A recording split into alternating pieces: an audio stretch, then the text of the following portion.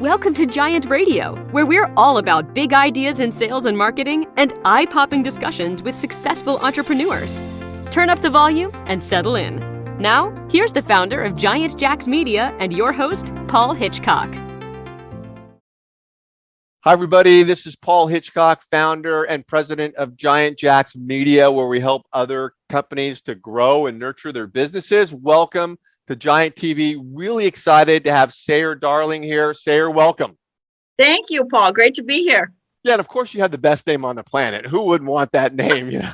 I've got some great stories about it. Oh yeah. Well, tell me quickly, where does that name come from? Sayre is an root of an old English word, a town crier or a court crier. It's spelled a little bit different than my name, but essentially it means the same. And luckily my background started in communications, so I use that to help people pronounce my name. I love it. Well, you're a business strategist, of course, and a leadership coach, ICF certified. You and I have talked before. We've had some great conversation offline. Really excited to jump into what you're doing. And I've got some of my talking points here that I want to make sure we cover. Okay. But let's get into this, Sayre, because first of all, tell me who you're working with. And then I want to get into some of the topic points here that I think are so important. So tell me a little bit about you and your business. Yeah. Well, what I have focused my business on right now is to help leaders become more future focused, rather than operating their business from the rearview mirror, rather than looking to the past of what they have done. A lot of people have gotten lost in the last 2 years of change and transition. They're feeling overwhelmed. They're feeling depressed, absolutely out of touch with things. They don't really know where to go next, what to step forward with. And I work with individuals, leaders in $5 million to $100 million companies who are looking to find their way forward with a future focused mindset and perspective on their business, and who are interested in building a better business, focusing on what they can control rather than chase every opportunity. We don't have the staff anymore to do that. It is a wasteful of human resources to do that. It doesn't connect our people. It doesn't let people work their purpose and make contributions to the business. And it doesn't get people the results that they think it does. The traditional go-to-market strategies were broken before COVID. We just didn't want to admit it. And now we cannot do one-off problem solving. You can't go fix sales. You can't go fix marketing. You can't fix human resources in these silos and these one-off problems anymore. We're all very integrated, and we all have to be at the table. Yeah, no, great. And then any industry that you're working with, or there's certain niches you're focused on? Yep, just one. Anyone who wants to be a future-focused company, I want to work with them. I have worked with more than 75 different organizations in my career thus far. I'm very industry agnostic. However, my industries of expertise have been healthcare. And with all due respect, healthcare has a different monetization. All of their money is dependent on what rates Medicare set, and they don't change until the reasons for reimbursement change. So I don't consider them cutting edge. But other than that, I'll work with anyone. Yeah, well, you said something interesting offline and some of the notes here. I want to ask you about it. So coming out of the tough challenge we've had the last few years or so, what a lot of people are saying is that, businesses have changed. They need to pivot. You said something else that's interesting too, is that the clients have changed. Yes. And, your potential customers. And so you can't go on a fishing expedition to figure out what's changed. So talk a little bit about that, because that was prescient comment there. And what do you advise businesses to do and tackle that situation of changes of the customer? Conversations with anyone right now is a very delicate subject. I never thought, hi, how are you would be such an explosive conversation starter. Yeah, do you have a But year? Let me tell you, exactly. But our customers are feeling very sensitive about admitting where they are too. And what it takes, Paul, is what we're doing right now. We are having a conversation rather than you ask me a question, I respond back and forth. Right. A conversation is something where you have a lot of guts to really put it on the line to say, hey, I don't know about you, but the last 2 years, here's what was hard for me. But here's what I learned about myself. Here's what's interesting. Here's what has my imagination going right now. Here's what I think are the possibilities. So to have guts to know where you're at, be able to put that in conversation, and also show vulnerability for where you were at is where you start a conversation with your clients to find out what's going on with them. And frankly, a lot of people don't know what's going on with their business yet, because unless they're the CEO, they do not have a pulse on all the different conversations going on inside of an organization. Well, when you say that the clients have changed and you got to understand that, what are the major changes with clients? Is it buying patterns? Is it, attitudes? I mean, what is it that you're focused on that's changed with somebody that's buying your product or service? Yes, there's a quote, and the individual's name escapes me. I can find it for you, but the quote is, "When everything changes, change everything," and everything has changed. Customers have changed.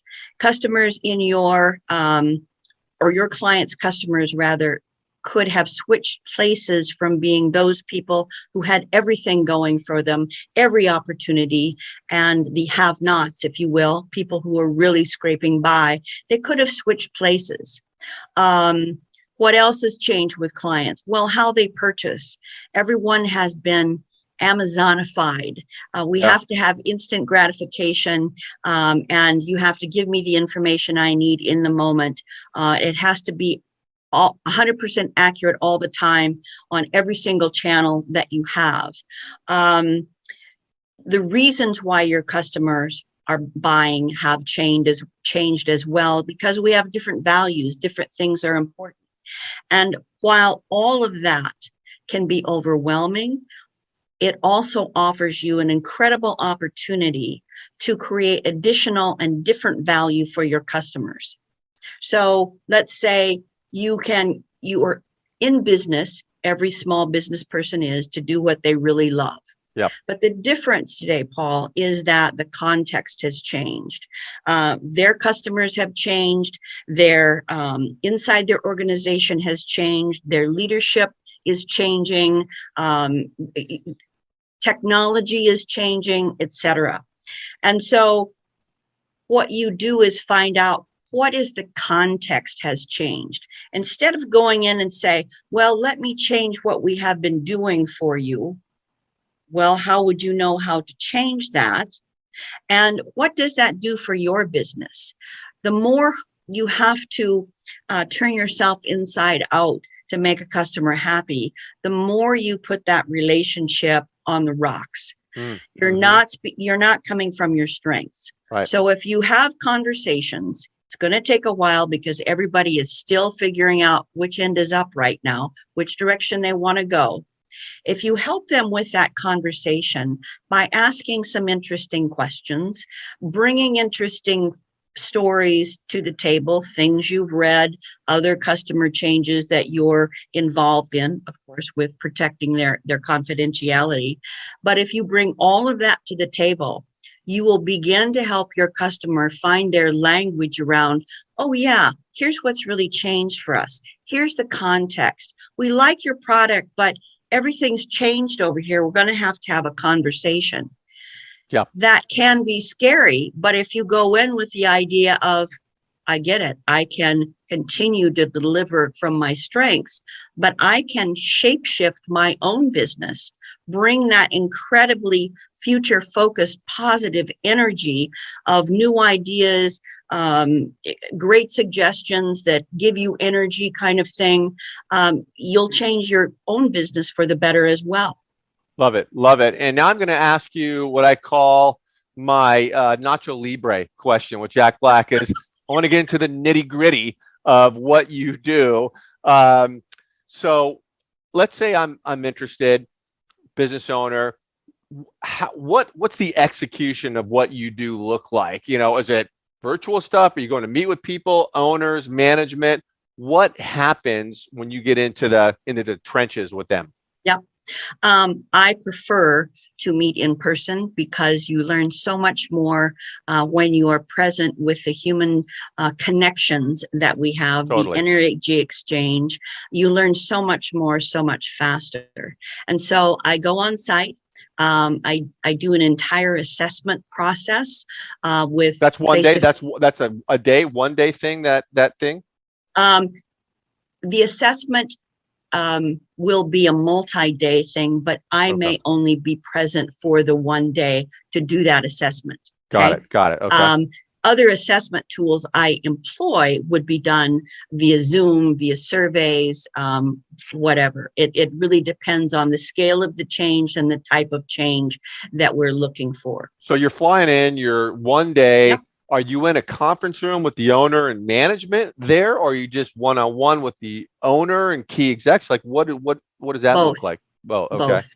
And Okay. frankly, it's a lot about just walking around and having casual conversations with people. Right. You can Right. pick up a lot about the energy in an organization just by walking around. Oh yeah. Oh yeah. Or standing around Yeah, the water cooler and kind of doing this, exactly. Exactly. Yep. And just to get a feel for things. Then hmm I bring all of that information back in person to the organization. And I say, here's where we're at.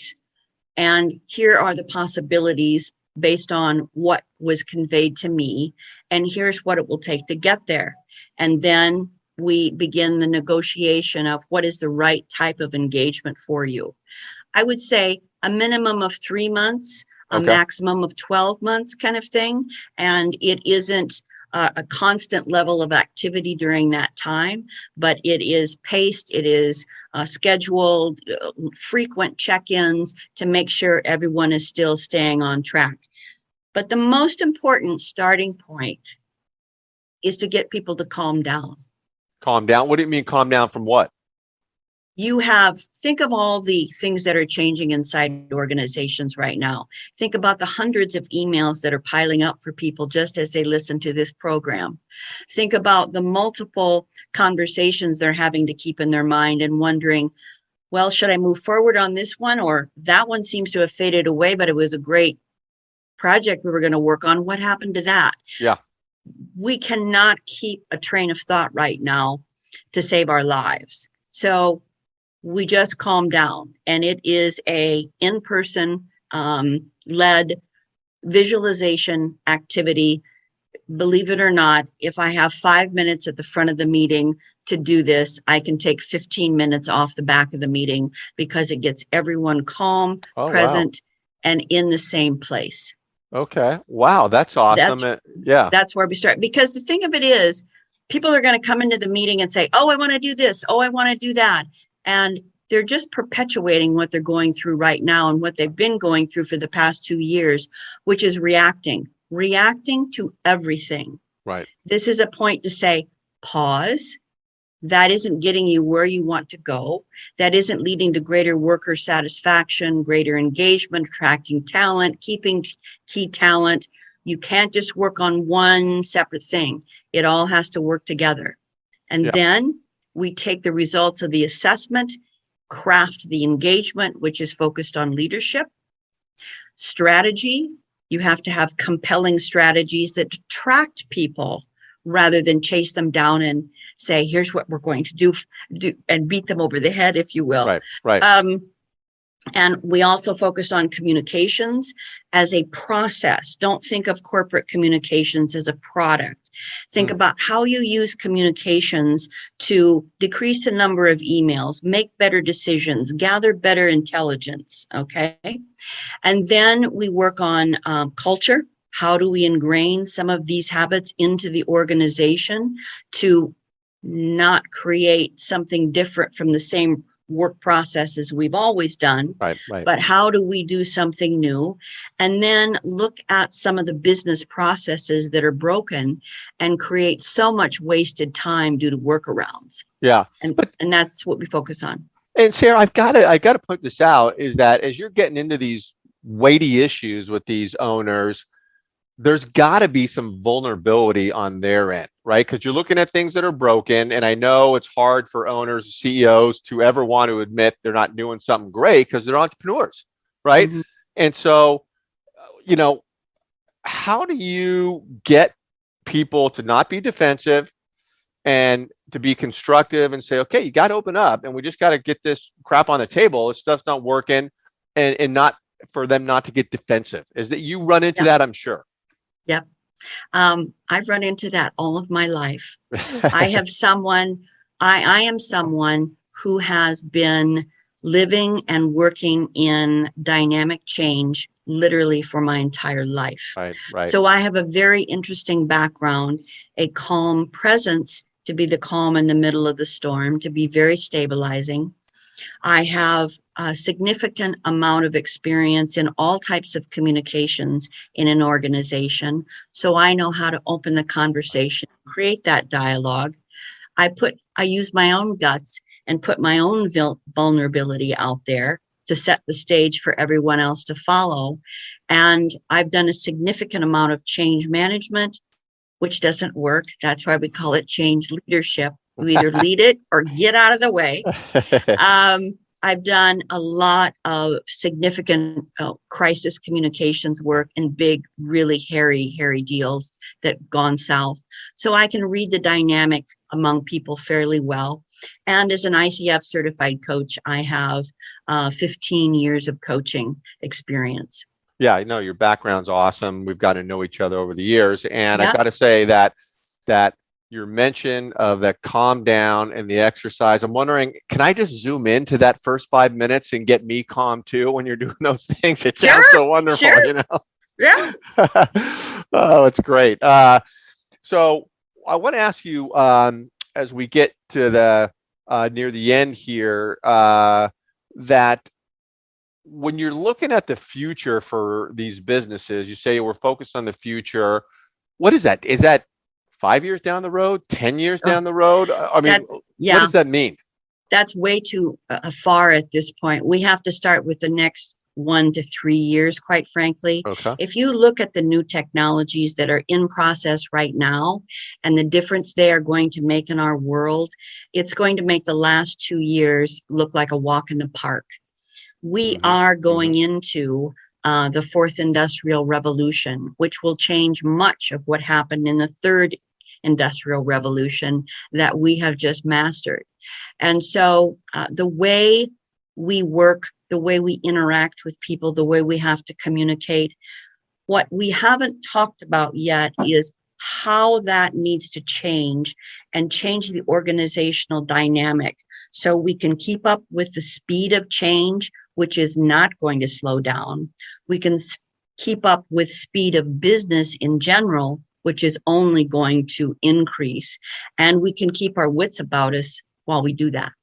Love it. Love it. Well, I've got to say, for everyone that's watching, you got to get connected with Sayre. Her information is going to be around this show wherever you're watching it, because we stream this everywhere: YouTube, LinkedIn, Facebook, Twitter. I don't know, it might be on TikTok for all I know, but we're out there. So get connected with Sayre. She's a very dynamic woman. I've learned a lot from her and following her content over the years. Sayre, thank you so much for being here. My pleasure, Paul. You make it an easy conversation. Yeah, we could talk forever. So we'll have you. Yeah, we'll have you back. We'll track the progress, but we'll see you next time. Yeah, thank you. All right. Appreciate it. Thank you. All right.